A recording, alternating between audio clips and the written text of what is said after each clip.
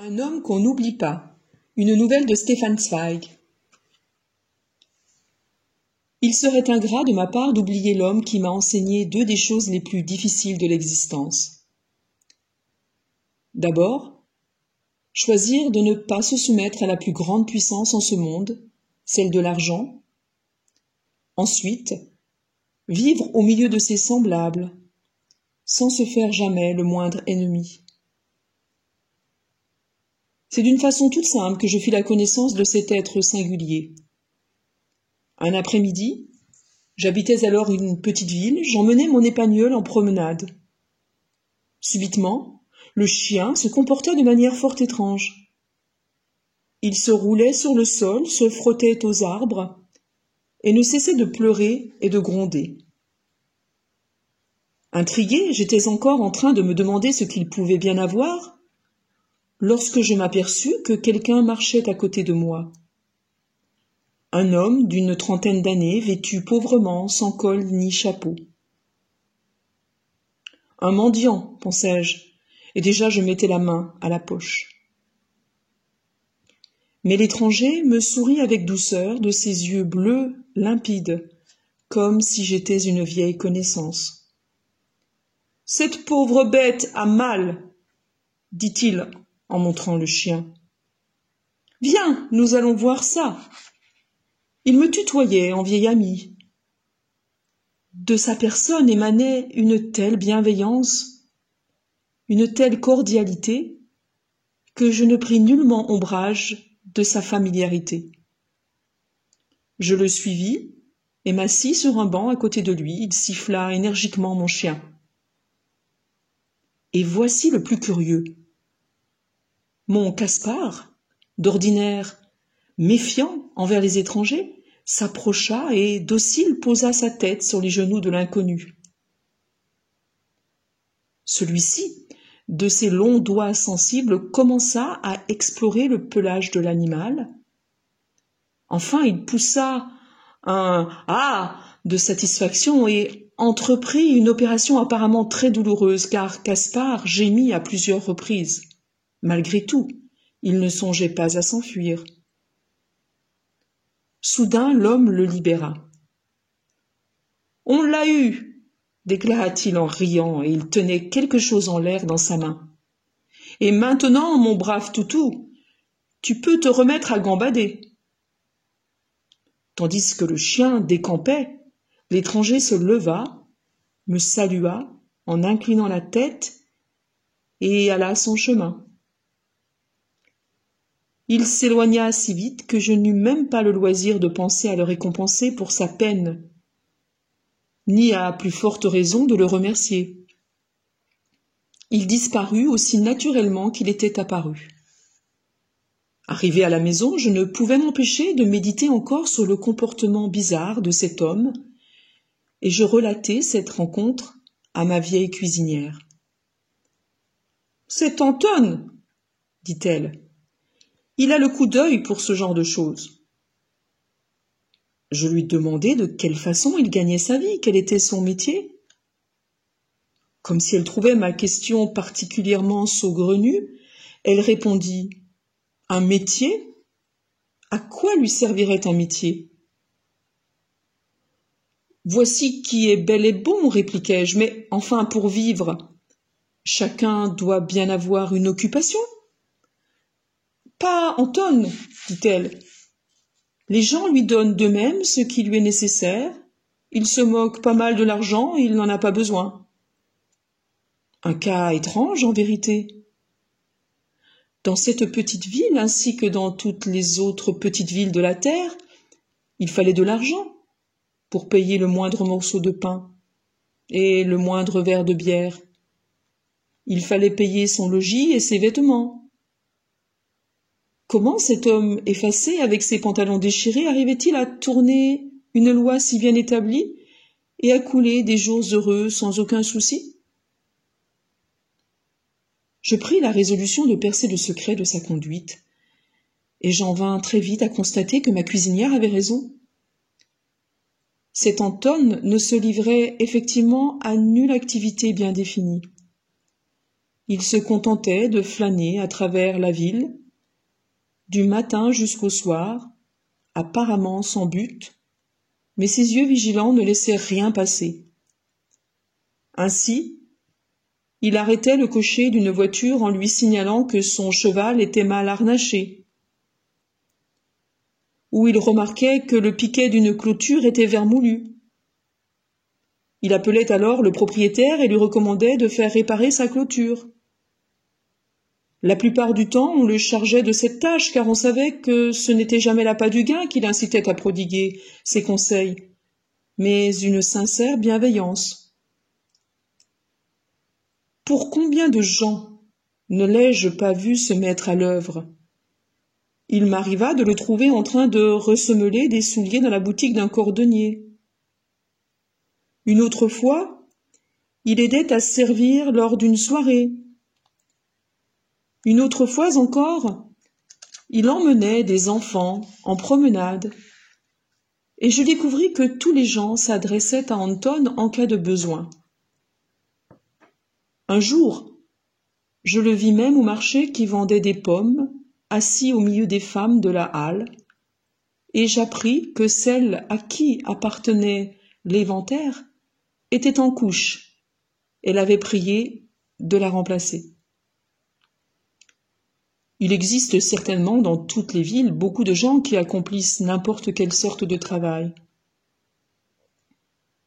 Ce qu'il y avait de particulier chez Anton, c'était que, si dure fut la besogne, il refusait toujours résolument de recevoir une somme d'argent supérieure à ses besoins quotidiens. Et lorsque d'aventure il avait tout ce qu'il lui fallait, il ne voulait pas de rétribution. « Il sera toujours temps, disait-il, si je devais vraiment manquer de quelque chose. » J'eus vite fait de comprendre que ce curieux petit homme, serviable et déguenillé comme il était, avait inventé à son propre usage un système économique entièrement nouveau. Il misait sur l'honnêteté de ses semblables. Au lieu de déposer de l'argent à la caisse d'épargne, il préférait se procurer auprès de son entourage un avoir en obligation morale. Il disposait d'une petite fortune répartie dans des crédits, pour ainsi dire, invisibles. Il n'était pas possible, même au cœur le plus endurci, de se soustraire à un sentiment de dette à l'égard de quelqu'un qui accordait ses services comme une marque d'amitié et de faveur sans jamais réclamer aucune rémunération. Il suffisait de voir Anton dans la rue pour se rendre compte de l'estime particulière qu'on lui portait. Tout le monde le saluait cordialement, chacun lui tendait la main. Cet être simple et sincère dans ses vêtements élimés parcourait la ville de l'air affable et débonnaire d'un propriétaire foncier qui surveille son bien. Toutes les portes lui étaient ouvertes et il pouvait prendre place à n'importe quelle table. On n'avait rien à lui refuser. Jamais je n'ai si bien compris la force que peut exercer un homme qui ne se soucie pas du lendemain, mais se contente d'avoir confiance en Dieu. Je dois honnêtement reconnaître que cela me vexa au début lorsqu'Anton, après l'épisode avec mon chien, me gratifia simplement d'un léger signe de tête en passant à côté de moi comme si pour lui j'étais un quelconque étranger. De toute évidence, il ne souhaitait aucun remerciement pour son petit service. Je me sentis, à cause de cette politesse neutre, exclu de la grande communauté de ses amis, et lorsqu'il y eut une réparation à faire dans la maison, une gouttière non étanche laissait passer de l'eau, j'engageai ma cuisinière à faire venir Anton. « Il n'est pas de ceux qu'on peut aller chercher comme ça. Il ne se tient jamais longtemps au même endroit, mais je peux lui envoyer un message. » Telle fut sa réponse. C'est ainsi que j'appris que ce curieux personnage ne possédait pas de domicile. Pourtant, Rien n'était plus facile que de le joindre. Une sorte de télégraphie sans fil semblait le relier à la ville entière. On pouvait dire au premier venu qu'on rencontrait « J'aurais bien besoin d'Anton maintenant ». Le message courait alors de bouche en bouche jusqu'à ce que quelqu'un tombe sur lui. Effectivement, il se rendit chez moi l'après-midi même. Il examina tout autour de lui, déclara en traversant le jardin qu'ici une haie devait être taillée, que là un jeune arbre avait besoin d'être transplanté. Il observa enfin la gouttière et se mit au travail. 2 heures plus tard, il annonça que l'affaire était réglée et partit, de nouveau avant que j'aie pu le remercier. Cette fois cependant, j'avais au moins chargé ma cuisinière de le payer convenablement. Je lui demandai si Anton avait été satisfait. « Bien sûr, répondit-elle. Anton est toujours satisfait.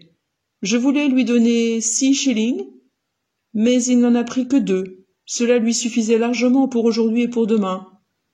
En revanche, si par hasard monsieur avait un vieux manteau en trop pour lui, a-t-il dit ? Il m'est difficile d'exprimer la joie que j'éprouvais à pouvoir exaucer le vœu de cet homme. Au demeurant, la première personne parmi mes connaissances qui accepta moins que ce qu'on lui offrait. Je courus après lui.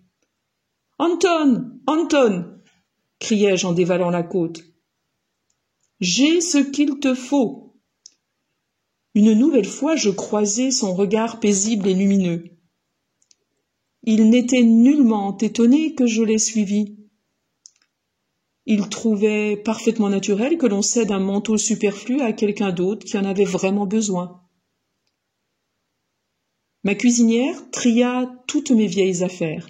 Anton inspecta le tas, en retira un manteau, l'essaya et dit tranquillement « Celui-là me convient à merveille. » Il avait prononcé ces mots avec l'aisance d'un monsieur qui fait son choix dans un magasin parmi la marchandise étalée. Ensuite, il jeta un coup d'œil sur les autres vêtements. « Ces chaussures, tu pourrais les offrir au Fritz de la Salzergasse. Il lui en faut absolument une paire. Et ces chemises-là, au Joseph de la Grande Rue. Il pourra les reprendre, si tu es d'accord. Je les leur apporterai de ta part. » Il s'exprimait d'un ton magnanime, de celui qui gratifie spontanément quelqu'un d'une faveur. J'eus le sentiment que je devais le remercier de distribuer mes affaires à des gens que je ne connaissais ni d'Ève ni d'Adam. Il emballa ensemble souliers et chemises et ajouta « Tu es vraiment un chic type de donner tout cela. » Et il disparut. En vérité, aucune critique élogieuse d'un de mes livres ne m'a procuré autant de joie que ce modeste compliment. Au cours des années suivantes, j'ai souvent pensé à Anton avec reconnaissance, car peu d'êtres m'ont autant aidé moralement. Bien des fois, quand j'étais contrariée par de petits soucis pécuniaires, je me suis rappelé cet homme qui vivait au jour le jour, calme et serein, car en aucun cas il ne désirait plus que ce qui lui était suffisant pour une journée. Cela me ramenait invariablement à la même considération. Si les gens se faisaient mutuellement confiance, nous n'aurions besoin ni de police, ni de tribunaux, ni même d'argent. Notre vie économique complexe ne se trouverait-elle pas simplifiée si tout le monde se comportait comme cet individu, qui se consacrait corps et âme à ses activités, et qui pourtant n'acceptait que ce qui lui était strictement nécessaire? Il y a des années que je n'ai plus entendu parler d'Anton, mais j'ai du mal à imaginer quelqu'un pour qui on ait moins à s'inquiéter. Jamais Dieu ne l'abandonnera, et, ce qui est beaucoup plus rare, jamais il ne sera abandonné des hommes.